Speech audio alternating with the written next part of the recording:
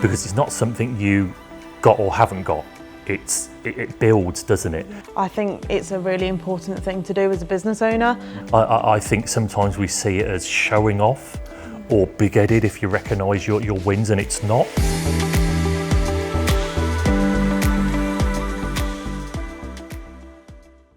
One of the things that successful people in life often do is set themselves goals. And I try and do that, and sometimes I'm not very good at it, but we're going to give this a go. So let me put you on the spot. 3 goals that Laura Till is aiming for. Go for goals.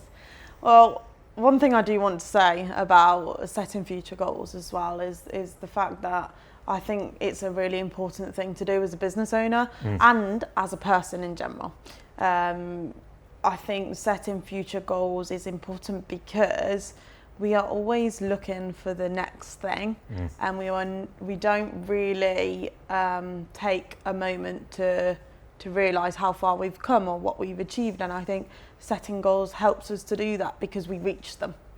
Absolutely. So 3 goals of mine would be to promote sport and physical activity as a whole and as much as possible. Okay.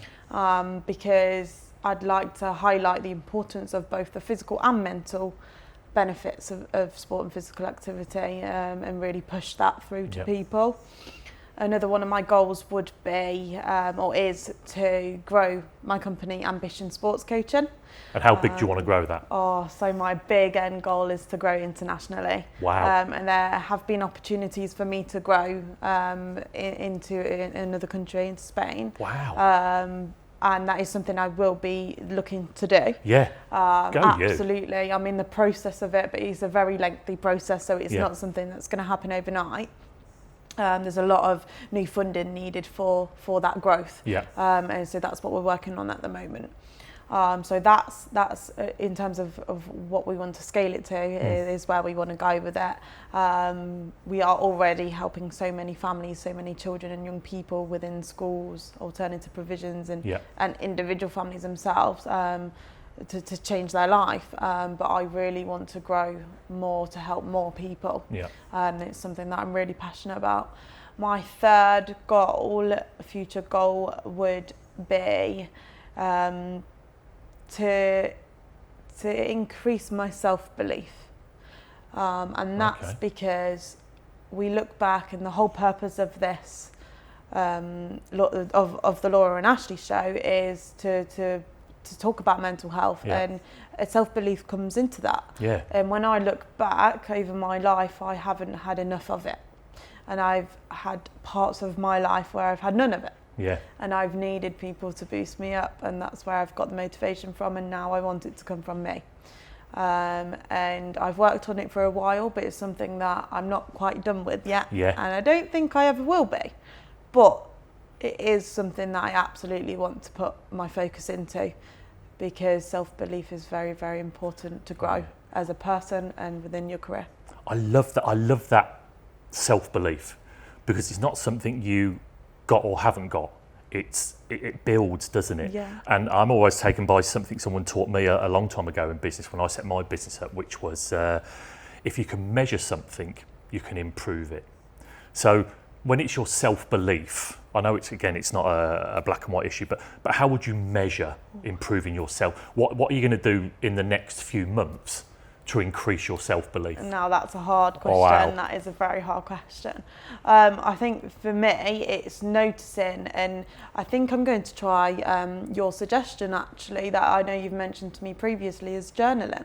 So I think journaling and measuring how I'm feeling on each day and what I've achieved will help me to build that self-belief. But also I've actually started a wall in my office of little wins. Brilliant. Well, some big ones actually as well, but how I've impacted a person's life and how I've done that, because I focus a lot on my team, on the company and what's next, like I say, but never really me. Yeah. So I think those little wins, and my friend actually gave me this idea to put them up on the wall, and I absolutely loved it, and I thought, you know what, I'm going to try that. Yeah. And it's working. So it's knowing that you've done that, I've done that, and it's working towards that to grow that. And again, you don't need me to say it, but that's such a great thing to do. I think sometimes we see it as showing off or big-headed if you recognise your wins, and it's not. Yeah, absolutely. It's about feeding your soul. I used to get scared about sharing my journey and my awards that I've won and things that I've done positively for the people that I work with, but actually I've worked really hard to get here. You really have. And that's what it is. It's I have to now accept that I'm and take on that I am proud of myself where I am. Yeah. And I don't take enough time to do that, to recognise from where I was to where I am now. And I think it's really important for anybody to really look at their life and where they were and where they are now. And if you feel that changes need to be made, set those goals, go for it. And actually, Ash, that leads me on to you. So what are your future goals? 3 future goals for you? Yeah, no, and I'm like you, I'm always conscious of setting goals that it's important to do that, but I want them to be realistic, but I also want them to be aspirational. Yeah. And someone taught me once that life is like climbing a mountain.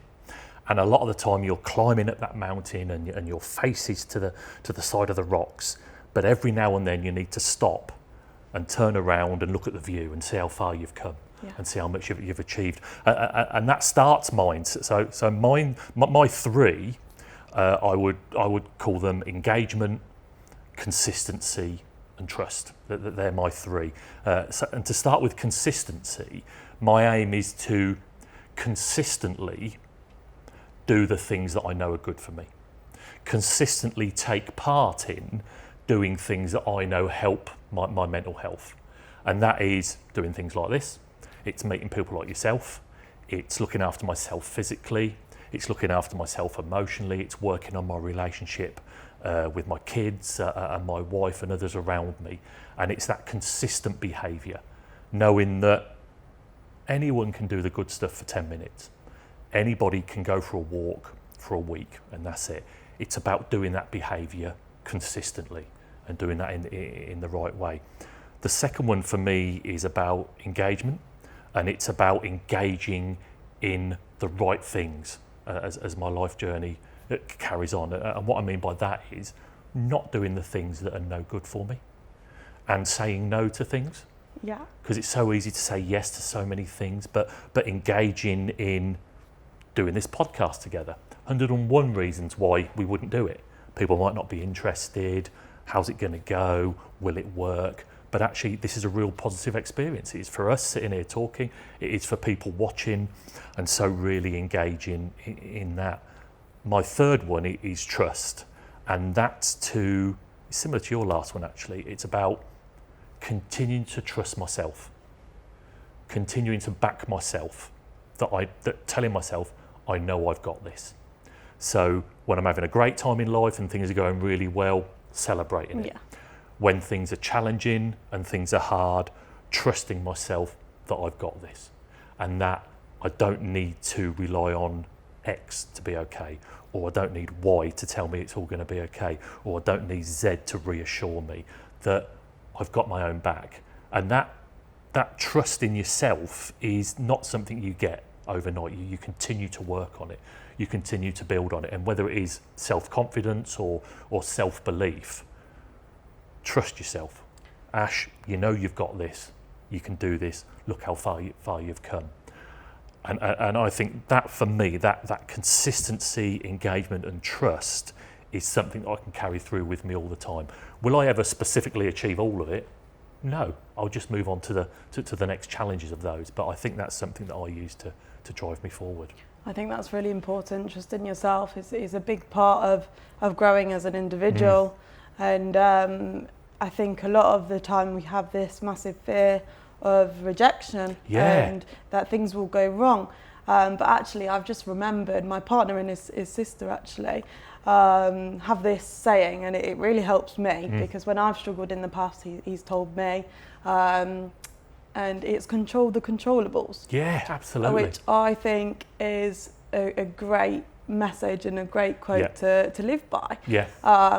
And if you set your goals and only control what you can, then you will move forward and you will be your best. Absolutely, and it deals with that self-doubt, doesn't it? Because we all get self-doubt. That's part of being human. You all get it, but it's how you deal with it. It's how you deal with that self-doubt, and it's control the controllable, and that immense freedom I get from recognising there's quite a bit in life I can't have an impact on.